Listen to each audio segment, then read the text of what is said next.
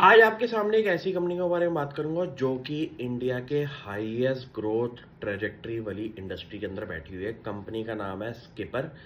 आज कंपनी के Q1 results अगर आप खुद भी खोल के देखेंगे तो आप हैरान हो जाएंगे कि कंपनी ने Q4 के अंदर ये बोला था कि हमारा FY25 के अंदर 25% का रेवेन्यू ग्रोथ का कंपनी का आउटलुक है। लेकिन Q1 के रिजल्ट्स के अंदर कंपनी ने अपनी ही बात को ओवर अंडर परफॉर्मेंस करके ओवर डिलीवर किया। कैसे? कंपनी ने ये बोला था कि हम पूरा साल आपको 25% की ग्रोथ देंगे, लेकिन कंपनी ने Q1 के अंदर भी आपको ये दिखा दिया कि 99% से ऊपर का रेवेन्यू ग्रोथ आई है और 99% से ऊपर की कंपनी की पैट ग्रोथ आई है। ये अच्छी कंपनी और अच्छी मैनेजमेंट की खासियत होती है कि अंडर प्रॉमिस कर दो और ओवर डिलीवर कर दो। यहाँ पे आप शेयर होल्डर कम्युनिटी में ये बता देते हो कि हमारे बेस नंबर्स पे हम 25% से ग्रो हो रहे हैं, इसके ऊपर का कोई भी नंबर एक ओवर अचीवमेंट हो सकती है।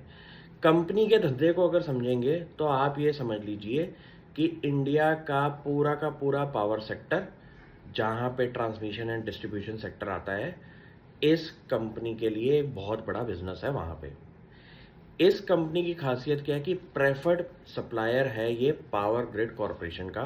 इंडिया की बिगेस्ट ट्रांसमिशन कंपनी है और आज की डेट में कंपनी के पास जो भी प्रोजेक्ट्स आते हैं एग्जीक्यूशन के लिए, उसके अंदर कंपनी अपने कॉम्पिटिटिव बिडिंग के अंदर इसलिए जीत पाती है क्योंकि इनके पास हाईएस्ट वोल्टेज वाले प्रोजेक्ट्स हैं, एग्जीक्यूशन करके दिखाए हैं।